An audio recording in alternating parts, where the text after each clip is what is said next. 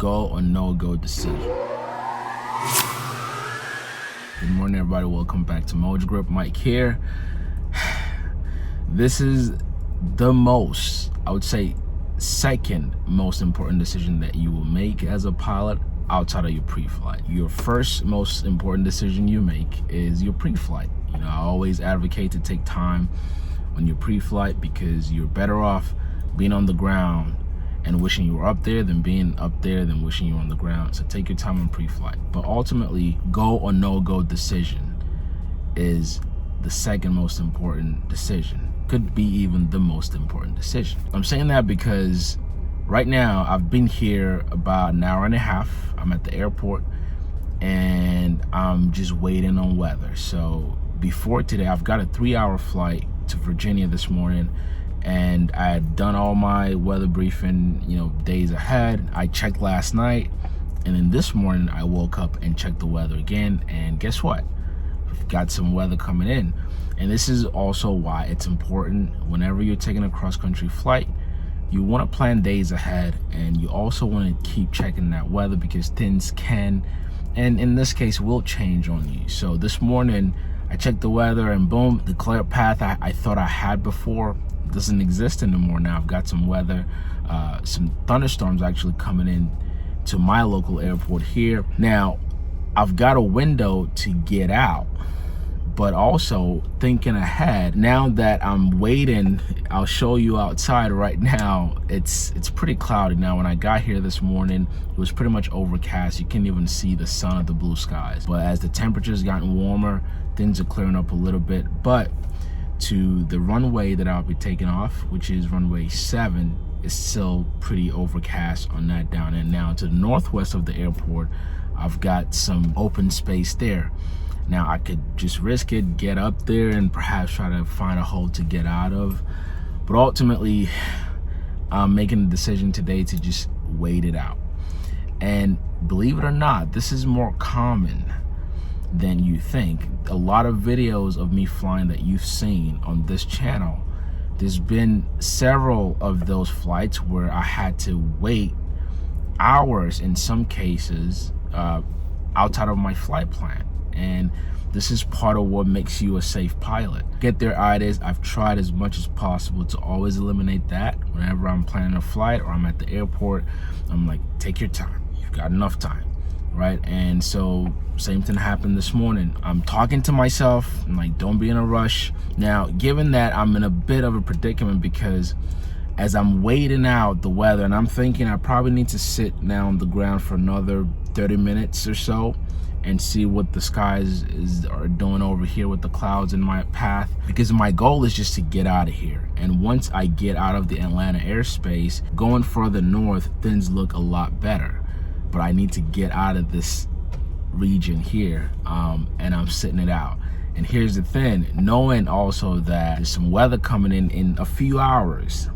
Now, the longer I sit here also, the more risk I could be taking with the weather coming in. So it's like a catch-22 type of thing. But ultimately, as a pilot, this is a decision you're gonna make more often than you think, you know, the go or no-go decision. And obviously nothing is worth your life. Getting there safe is the most important thing, and you don't have to rush it. Right now, as I said, I'm pretty much sitting this one out for, we'll wait another 30 minutes to an hour, and whoever I'm meeting on the other end, just communicated with them like, hey, I've got some weather, I gotta sit it out. That's why I'm making this impromptu video, because, you know, you may watch flight videos on YouTube or anywhere. If you're not a pilot, obviously I imagine other pilots can relate to this, but there's a lot more that goes on in the background of that flight that you're watching. It's just not someone jumping in their plane and going for a flight. Now, unfortunately, you have those scenarios where a pilot would just jump in the plane without even doing pre-flight or just skipping a bunch of things on pre-flight, but I don't encourage that. So this is part of it. This is part of flying, being patient and also being calculated, because as I said, the longer I'm waiting here also, the more I'm pushing a risk of weather coming in. So right now I've already said to myself that if I don't get out of here by noon, or say by 1 p.m. ish, then I'm just gonna call it for the day. But pretty much I've already dedicated this entire morning and afternoon for my flight, so I'm not trying to rush or go do something else. So I just wanted to put that out there, especially if you are a student pilot or you're thinking about doing this amazing thing called flying. A lot of these things will happen in the real world, where Mother Nature is going to govern just about everything you do as a pilot, and you have to obey and be submissive to Mother Nature, and also be smart about it. So yeah, I don't know when this video is going to be published. Again, impromptu video, but obviously I've got GoPro set up on the in the airplane, and I hope to take my flight today. But if it's looking too much outside of my comfort zone, then I'm just gonna call it.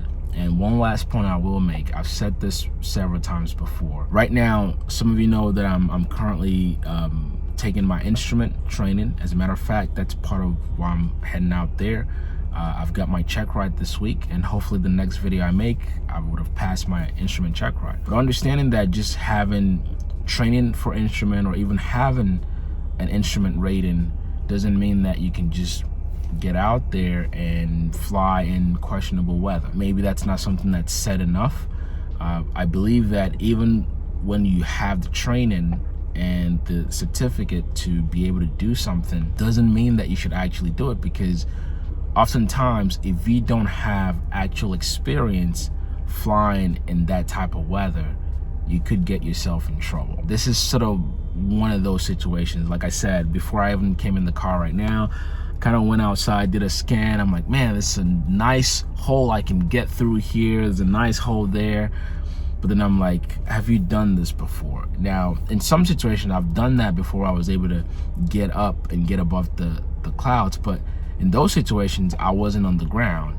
I was already in the air, and I already calculated, you know, where I need to be at. I know my airplane speed, all of that. So I was ahead of the airplane, and I knew that I can get off into that hole safely. But now trying to do that math on the ground, I'm not taking that risk, and that's why I'm sitting and waiting just a bit longer and see what happens. Again, the temperature's getting warmer, so I'm hoping those clouds clear out. Okay, so that's my spiel for the day. However they say it, a older pilot is a safe pilot. You know, this whole flying thing, it's a lifetime gig. There's no rush to it. So I'm making this video not just for student pilots out there, but also for other pilots. You know, wait it out. And your go or no-go decision is the most important decision that you're going to make.